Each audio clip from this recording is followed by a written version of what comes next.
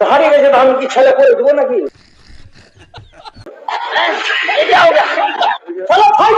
করতে আসেন মায়েদের কাছে, হারিয়ে গেলে তো আমরা কি করবো?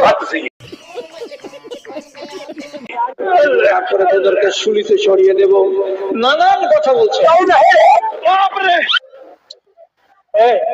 ভাই ওই কোন জুতা খোর আছে আমার চোখে লাইট মারছে, একটা ছোট লাইট গুলো দেখো তো।